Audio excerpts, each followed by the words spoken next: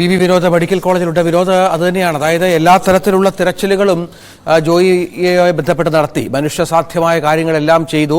റോബോട്ടുകളെ പോലും ഉപയോഗിക്കുന്ന പശ്ചാത്തലം, റോബോട്ടിക്സ് സംവിധാനം ഉപയോഗിച്ചുള്ള കാര്യങ്ങൾ നടത്തി. പക്ഷേ അപ്പോഴും ഈ മൃതദേഹം അതിന് സംഭവിച്ചത് വീണ്ടും ഇന്നലെയുമൊക്കെ ശക്തമായ കഠിനമായ മഴയായിരുന്നു. അതിൽ മൃതദേഹം ഒലിച്ചു പോയതാണ്. ഒപ്പം ഈ മാലിന്യ കൂമ്പാരത്തിൽ വീണ് നീന്തലറിയാവുന്ന ജോയിക്ക് മുകളിലേക്ക് പൊങ്ങി വരാൻ പറ്റാത്ത പശ്ചാത്തലം ഉണ്ടാകുന്നു. തുടർന്ന് ഇവിടെ പരിചിതനായ ജോയി അത്തരത്തിൽ മരണപ്പെടുന്നു. ശരിക്കും രക്തസാക്ഷിയാവുകയാണ് ജോയി നഗരവാസികളുടെ ഈ മാലിന്യ കൂമ്പാരത്തിനിടയിൽ. ആമയിഴഞ്ചാൻ തോട്ടിൽ ഇനിയും ഇത്തരം സംഭവങ്ങൾ ആവർത്തിക്കാം, ഇനിയും ഇത്തരം അപകടങ്ങൾ ഉണ്ടാകാം. യുദ്ധകാലാടിസ്ഥാനത്തിൽ നടപടി ഉണ്ടാകുമെന്ന് പറയുന്നു. അതും പഴയതുപോലെ ഈ നഗരസഭയുടെയും മറ്റും പാഴ്വാക്കാകുമോ?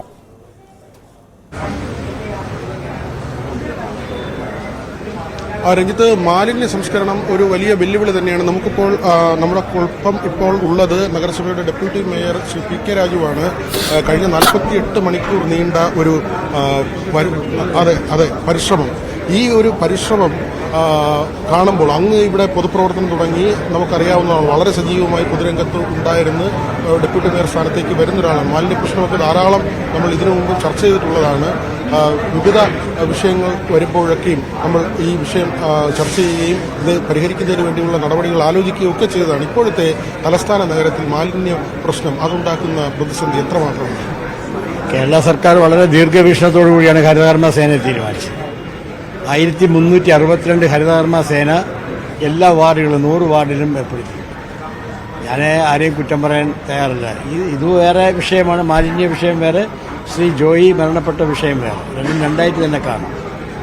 നമ്മുടെ ജനങ്ങൾ ഹരിതകർമ്മ സേനയുമായി സഹകരിച്ച് മാലിന്യം വലിച്ചെറിയുന്നത് അവസാനിപ്പിക്കണം. മാലിന്യം വലിച്ചെറിയുക എന്ന് പറഞ്ഞാൽ നമുക്ക് എല്ലാ സൗകര്യം ചെയ്തു കൊടുത്തിരിക്കുകയല്ലേ. വീടിൻ്റെ മുറ്റത്ത് എല്ലാ മാലിന്യങ്ങളും, പ്ലാസ്റ്റിക് ആയാലും കുപ്പിയായാലും ചെരുപ്പായാലും ബാഗായാലും എല്ലാം മാറ്റാനുള്ള, ജൈവ മാലിന്യമായാലും എല്ലാം മാറ്റാനുള്ള സൗകര്യം ഉണ്ടായിട്ടും ചിലർ അതൊന്ന് കണ്ണടയ്ക്കുകയാണ്. അതൊന്ന്. രണ്ടിവിടെ സംഭവിച്ചത് എങ്ങനെയാണ്? ആരുടെ മാലിന്യമാണ്? റെയിൽവേക്കൊരു മാലിന്യ പ്ലാന്റ് ഉണ്ടോ? ഇത്രയും വലിയൊരു റെയിൽവേയിൽ 16 ലൈനുകളുള്ള ഒരു റെയിൽവേ സ്റ്റേഷൻ, തലസ്ഥാന നഗരി റെയിൽവേ സ്റ്റേഷനകത്ത് എത്ര സ്റ്റാളുകളുണ്ട്, എത്ര ക്യാൻറ്റീനുകളുണ്ട്, എത്ര പബ്ലിക് വന്ന് പോകുന്നുണ്ട്? ഇതെല്ലാം വലിച്ചെറിയുകയാണ്. വലിച്ചെറിയുന്നത് എവിടെയാണ്? ആമയിഴഞ്ചാൻ തോടിലും അതിനകത്ത് പോകുന്ന കണ്ണട്ടിനകത്തുമാണ് വലിച്ചെറിയുന്നത്. അപ്പോൾ അവർ പല തവണ നമ്മൾ അവരോട് ആവശ്യപ്പെട്ടു. ഞാൻ 4 വർഷം തികയാൻ പോവുകയാണ്. ആ 6 കത്തുകൾ തിരുവനന്തപുരം നഗരസഭ അവർക്ക് നൽകി.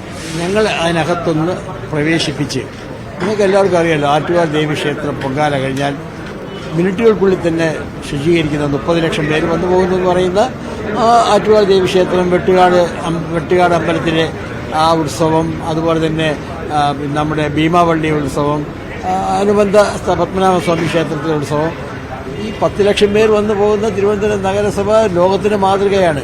117 മീറ്റർ മാത്രമേ ഉള്ളൂ ഈ ആറ്റുകാൽ പൊങ്കാല കഴിഞ്ഞാൽ 1-2 മണിക്കൂർ കൊണ്ട്.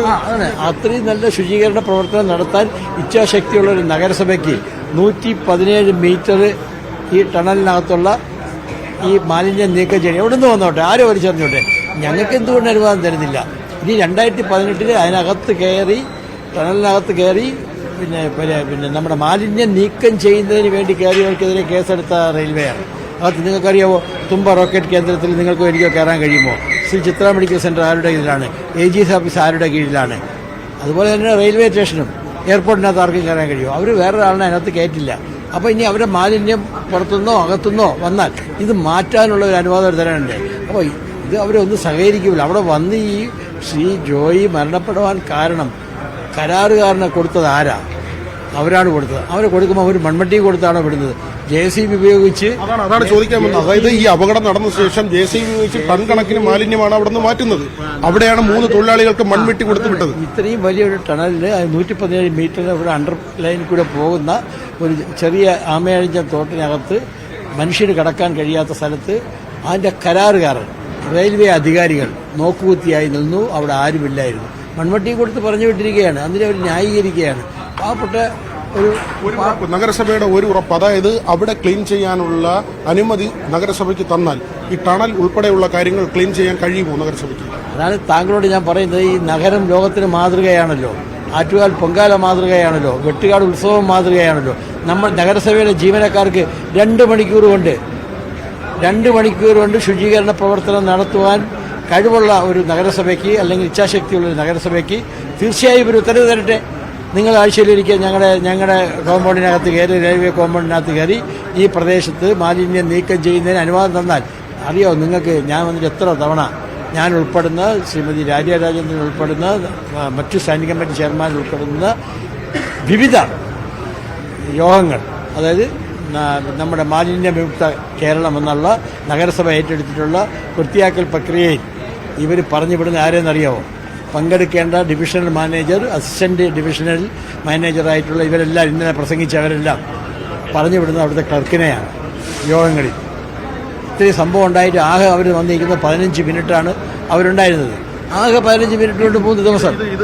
ഇത് സത്യത്തിൽ ചീഫ് സെക്രട്ടറിയും സംസ്ഥാനത്തിന്റെ ചീഫ് സെക്രട്ടറിയും റെയിൽവേ ചെയർമാനും ഒക്കെ ആശയവിനിമയം നടത്തി. അല്ലല്ല, ജില്ലാ ഭരണകൂടം ആരാണ്? കളക്ടർ വിളിച്ച യോഗമല്ലേ? കളക്ടർ പങ്കെടുക്കുന്ന യോഗമാണ്, സബ് കളക്ടർ പങ്കെടുക്കുന്ന യോഗമാണ്. അതിൽ അവരുടെ അലംഭാവം കാണിച്ചാൽ സ്റ്റേറ്റിനെ കൊണ്ട് ഇടപെടിച്ച് സ്റ്റേറ്റിനെ കൊണ്ട് ഞങ്ങൾ കളക്ടർ കൊടുത്ത സ്റ്റേറ്റ് ആണല്ലോ. തിരുവനന്തപുരത്തെ ജില്ലാ ഭരണകൂടം എന്ന് പറയുന്നത് കളക്ടറാണല്ലോ. കളക്ടർ കൊടുക്കുന്ന ഒരു പേപ്പറിന് പോലും അവർ പുല്ലുവില കൽപ്പിക്കുക എന്ന് പറഞ്ഞാൽ അവർക്ക് വരാറില്ല. ഇതിനൊന്നും ഞങ്ങൾ എത്ര കത്തയച്ചാലും വരില്ല. പക്ഷേ ഞങ്ങളത് ശക്തമായ നടപടിയുമായി മുന്നോട്ട് പോകും. ജനങ്ങൾ ഇതുപോലെ അനുഭവിക്കുവാൻ അല്ലെങ്കിൽ ഒരു കഷ്ടതയിലേക്ക് നഗരസഭ അത് വളരെ ആലോചിക്കേണ്ട വിഷയമാണ്. അത് ഞങ്ങൾ നിയമപരമായി നേരിടും. നമുക്ക് അറിയാവുന്ന സ്ഥലമാണ് ഈ കണ്ണമ്മൂല, ഗൗരീശപട്ട. അവിടേക്ക് സാധാരണ നിലയിൽ കനത്ത മഴ ഉണ്ടായാൽ വീടുകളിൽ വെള്ളം കയറും. പക്ഷേ ഇത്തവണ അങ്ങനെ ഉണ്ടായില്ല.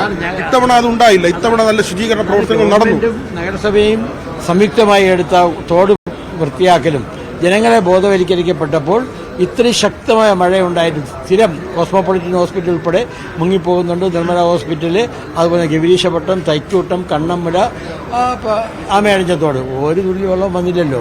അപ്പോൾ നമുക്ക് ചെയ്യാൻ അത് തന്നെ ഒരു തെളിവല്ലേ. അപ്പോൾ ഇവർ പിടിവാശി വിട്ടിട്ട് അതൊരു വലിയ വിഷയമാണ്. ശ്രീ ജോയിയുടെ ഇപ്പോൾ മരണപ്പെട്ട ജോയി, ഇപ്പോൾ നമുക്ക് ജോയിയാണോ മരണപ്പെട്ടു എന്നുള്ളത് നമുക്കിപ്പോൾ അവരുടെ ബന്ധുക്കളോട് വന്നാലേ അറിയാവുള്ളൂ. ശ്രീ ജോയിക്കുണ്ടായ ഒരു അനുഭവം മറ്റൊരാൾക്കുണ്ടാവാതിരിക്കണമെങ്കിൽ ഒരാരെയും പഴിചാരാതെ, ആരുടെയെങ്കിലും തലയിൽ പഴിചാരാതെ ഒരു മനുഷ്യജീവൻ നഷ്ടപ്പെട്ടിരിക്കുകയാണ്. ഇനിയെങ്കിലും കണ്ണുകൾ തുറന്ന് പ്രവർത്തിക്കേണ്ട ഈ റെയിൽവേ അധികാരികളുടെ കണ്ണു തുറക്കണം. ഈ വിഷയത്തിൽ ഞങ്ങൾക്ക് ഉത്തരവ് തന്നെ നൽകണം. വി വിനോദ് നഗരസഭ വൈസ് ചെയർമാനൊപ്പമാണ് സംസാരിക്കുന്നത്. ശ്രീ ആന്റണി രാജു